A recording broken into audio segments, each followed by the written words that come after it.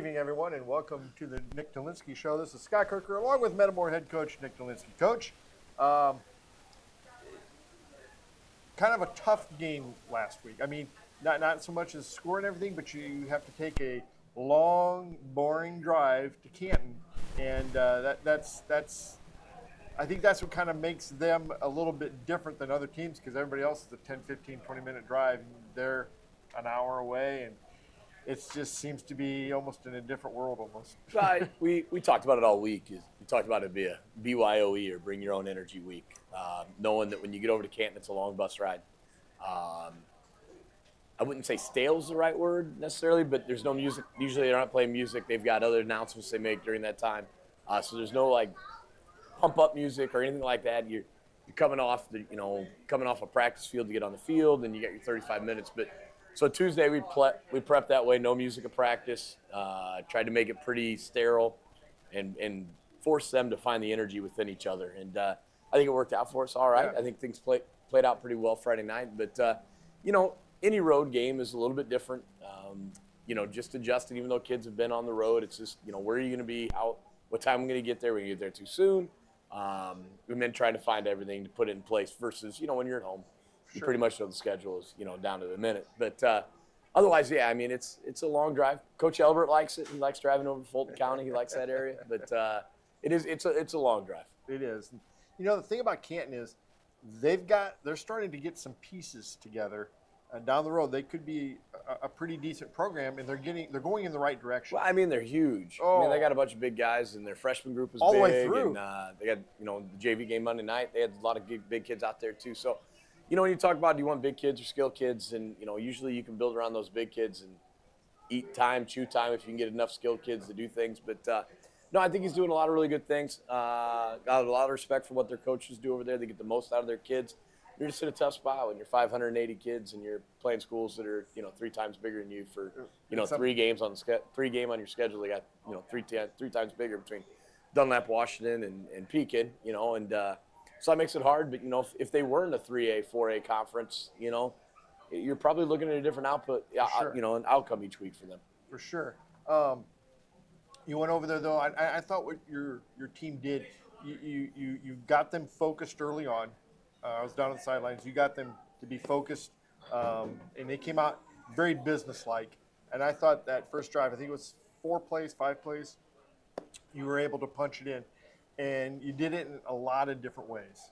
Yeah, I mean, Jadon had another big night. Had one called back on a hold, or otherwise his numbers are going to be, really very, very gaudy. 10 carries, 200 yards, ended up being, 10 carries or 11 carries for 130 and 4 touchdowns. But obviously, when he gets the ball, he has a chance to score, and had busted a few big long ones. And then I thought we did some good things offensively in terms of executing what we were supposed to. The change from what they do defensively when they're in that 3-3 stack where they move guys around.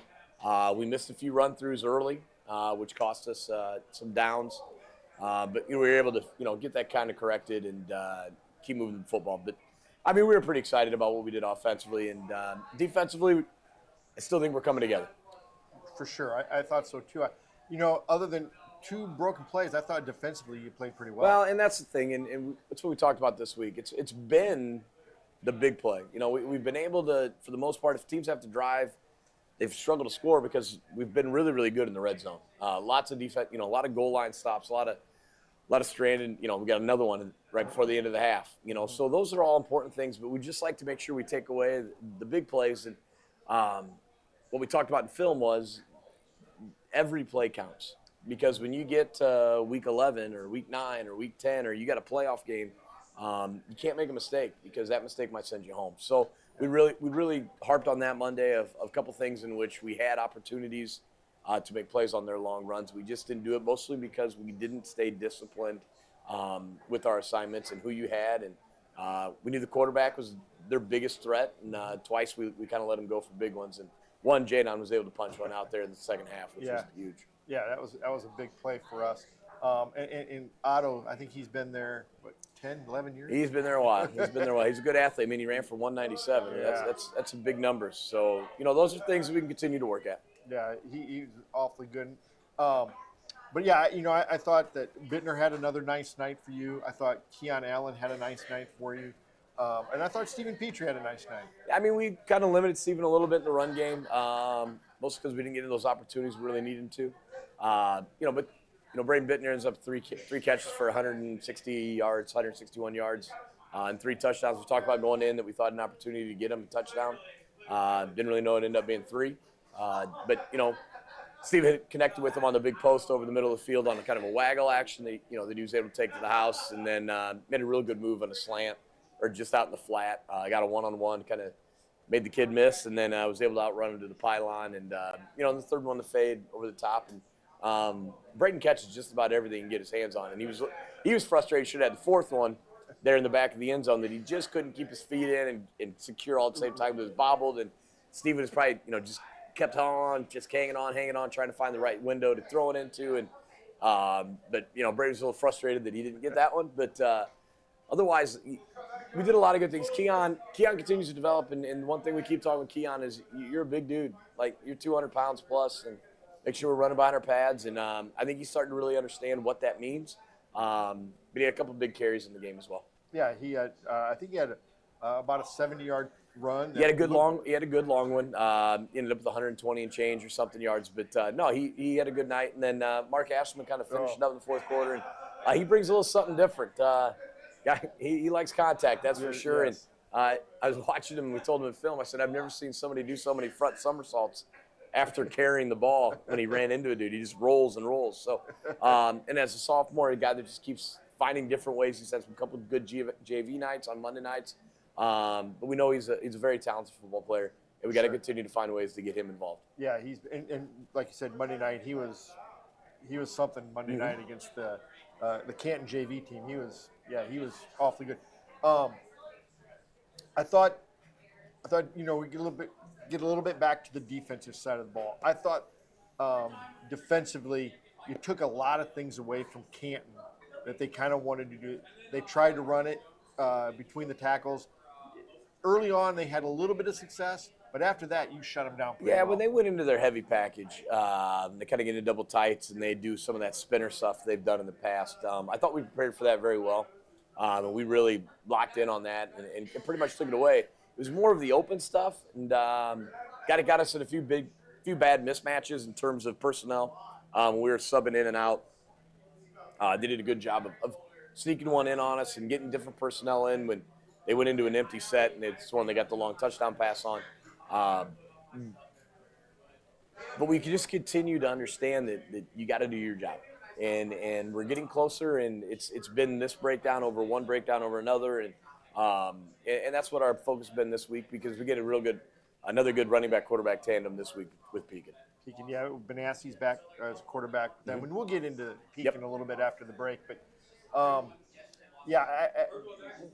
When I look at your offensive side of the ball and I see, each week it seems like you're getting more and more kids involved, and the rotation becomes, instead of maybe 3 or 4 kids rotating in, it looks like you got 6 or 7, and even some linemen coming in on rotation. Yeah, I mean we've got Tyler Gray's been in the mix with the 5. He started earlier in the year until Evan Grove got back, so he's kind of rotating a tackle.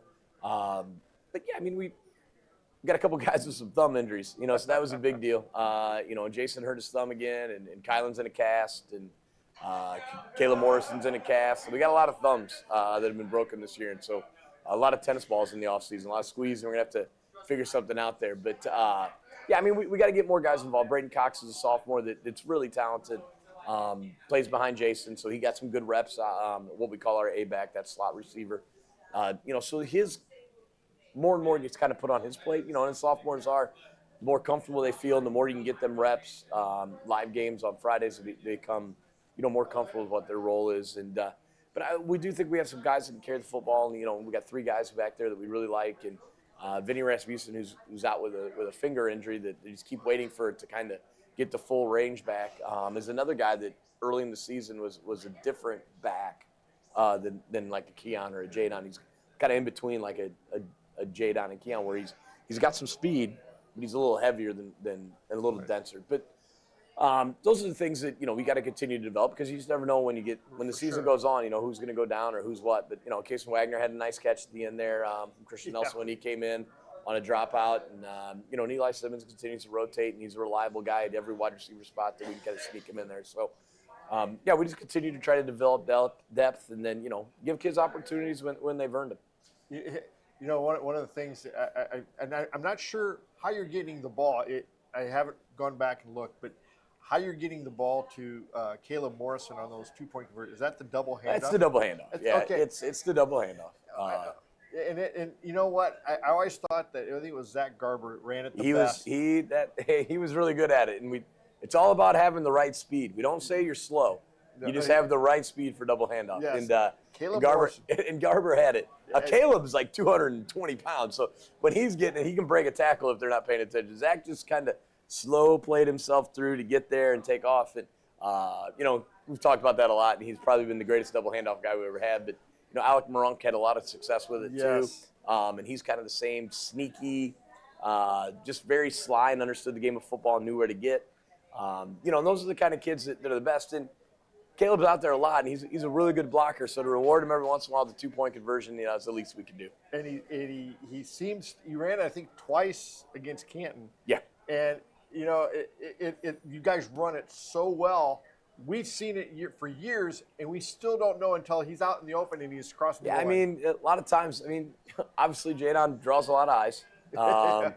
And then, when you bring that back across and just Caleb just kind of rumbles through there. And I don't know if we've ever had a quarterback that wanted to be a lead guard as much as we've had to Stephen Petrie, but I think he takes as much joy on the double handoff of trying to go find somebody to block to get him in as he does, when he scores his own touchdown. So, those are important things, though. But the double handoff, we've used it as a 2-point for the most part. But, it finds its way into, just giving you something a little different to keep teams a little bit honest of when you're going to get that split flow. And, it's just a variation over the old school wing counter that, we ran under center for years with, the Smaj Allens and Jamie Dishrooms and Anthony Mullins and Luke Mowers. We can go a long list of some really, really talented wingbacks that we under center ran counter. But that's kind of how we get to under center counter is just with the double handoff. Yeah, going back a little bit, but at that same time with Zach Garber, I think you tried to run the double handoff with Daniel Burke a few times. It was not as good.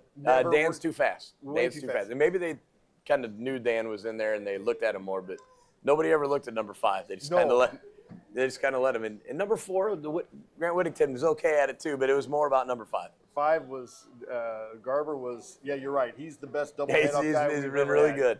At the one against Geneseo, when nobody knew he had the ball. 46 yards. Yeah, it was huge right before the end of the half. Yeah. And there he's rumbling, stumbling. Then he got to end up getting the end zone too in the second half. But those are big plays, and kids love them. It's exciting. I know Kelly Willard thinks it's the greatest play in football. So really, he's the only guy he gets really excited when he calls it double handoff. So he likes to tell me every Monday or sends me a text message after the game. Thanks. So. When you look at your offense and how it's coming, because you're slowly kind of getting a little bit better each and every week. Is it progressing how you would like it to be progressing? Yeah, the thing is that our kids have done a really good job of is taking the small tweaks each week and being able to execute when we get to Friday night. And that's what's going to take it, when you get to the games that are really important is can you make that adjustment at halftime? Can you make the adjustment on Tuesday and Wednesday that we practice? And then if we get to Friday night and it's something different, can we respond? And I thought we've done a really, really good job at that. We talked early in the year, we had some drives, 14, 15, 16 play drives, week 1 and week 2. And then the last couple of weeks it's been, explosives. So having the ability to do both is kind of nice.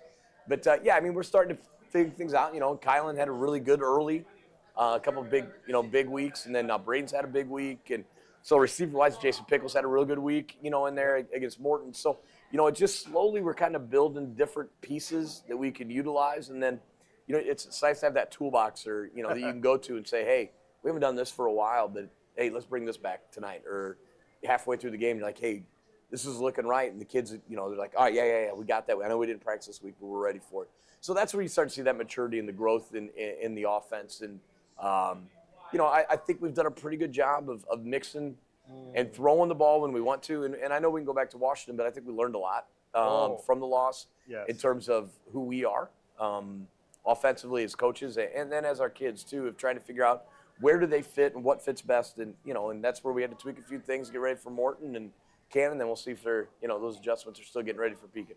Well, I thought something you said right after the Washington game, I think it was the coach's show right after that.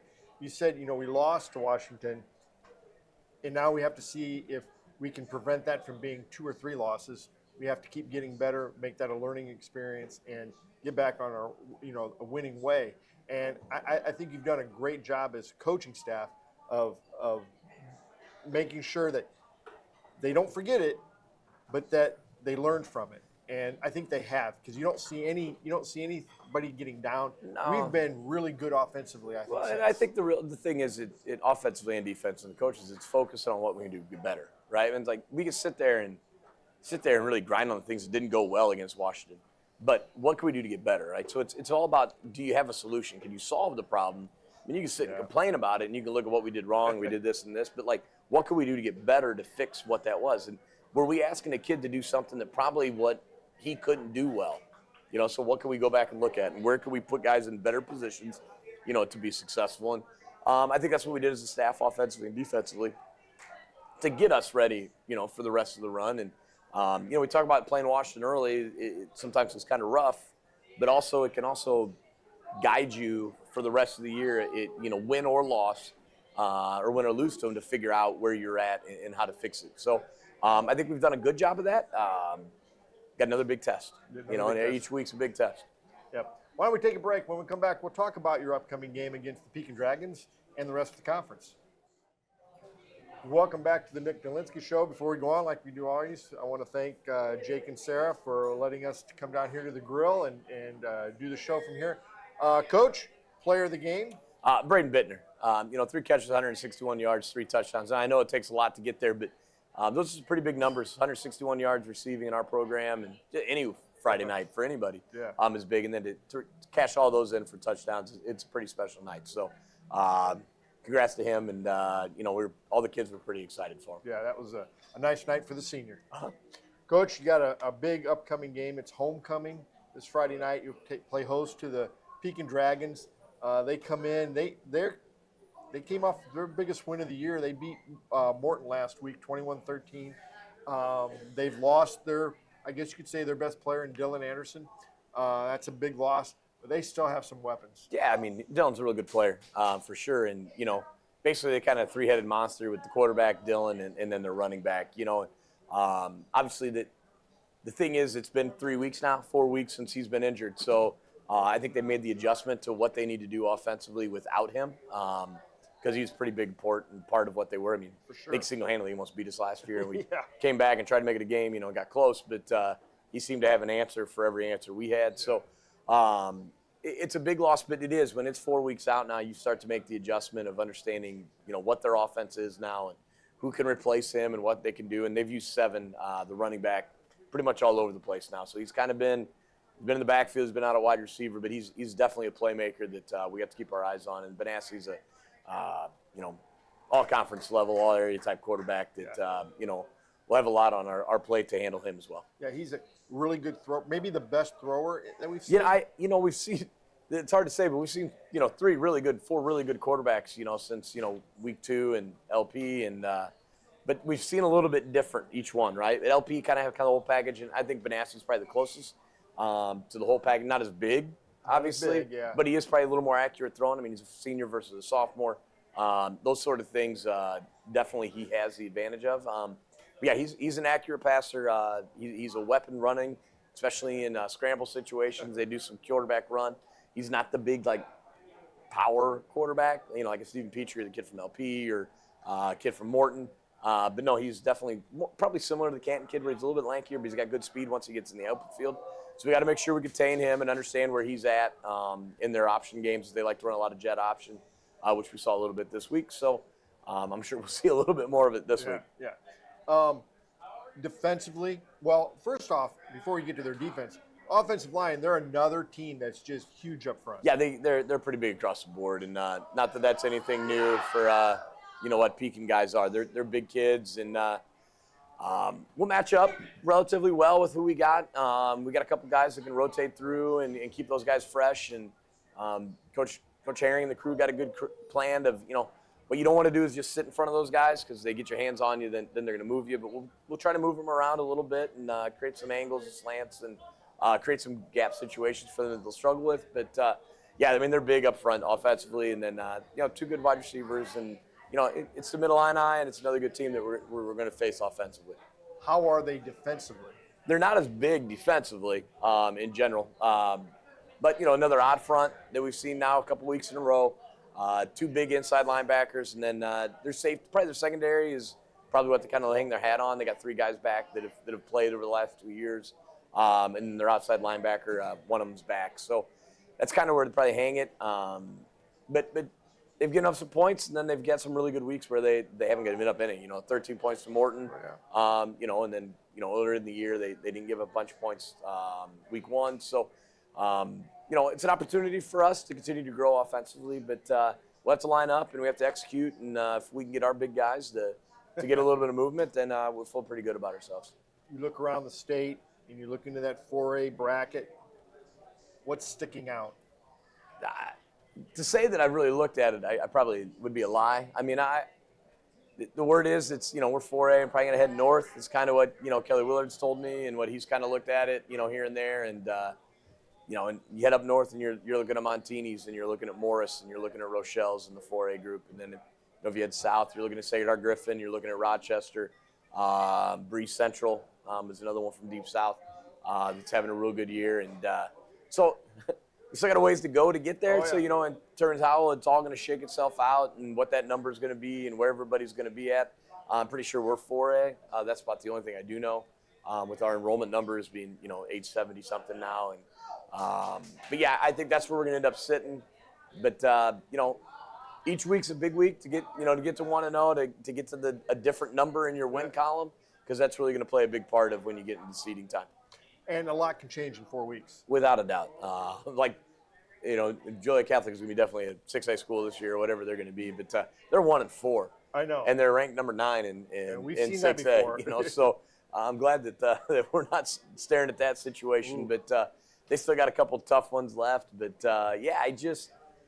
it's different, and 4A would give us some different names that we haven't seen in a long time or maybe ever. And especially if we go north, because the last couple times we were 4A, we went south, and so that's a totally different grouping. So we'll have to see and just play by ear. But we're worried about this week. Get to 1-0 and get to 5 wins, and then you can look at the playoffs a little bit more because that 5th win is. That's the number now. That's the big number for you. Coach, we're already heading into week 6. Hard to believe, isn't it? It's just, we talked about it that way, but, we talked to the kids last week, being the halfway point of 4.5 weeks. And, we get 9 weeks guaranteed, and we're into week 6, and it's homecoming week. We'll have a good crowd, and all those things are really important. And we tell the kids to really enjoy the moment and cherish it because, you don't get to play high school football for so many times. And, we all kind of chase it after we're done and enjoy watching and, enjoy doing the coaching and you being involved in the play-by-play and the show and all that sort of stuff. So we want them to understand how much joy you can take from the game of football. Oh, for sure. And it hurts when you lose because we know how much it matters. And, sure. So those are the things we continue that you can use football to propel you in the rest of your life of understanding ups and downs. But yeah, I mean, it's week 6 and, we're going to be here in a couple of weeks, and you're like, it's week 9, and we're getting ready for the playoff show, hopefully, if we take care of our business. And, those are the things that just, they just move so fast you don't realize it. Yeah. You look up, and, it's 4-1, and it's week 6. Yeah. Coach, congratulations. You're 4-1. Thanks. You're, 2-1 in the Middle Illini? Yeah, we just got to keep winning, right? Yeah. And, just keep winning, find ways, and, you just never know in this conference, Washington's still got a few tough ones out there they got to go get, and, we got to take care of our own business, but we'll see where we're at, at the end of the week, and hopefully we're having a good conversation next Wednesday. And just bring home a W Friday night. Just one day a week, right? One day a week. That'll do it for this week's Nick Delinski Show. We'll see you Friday night at Malone Field.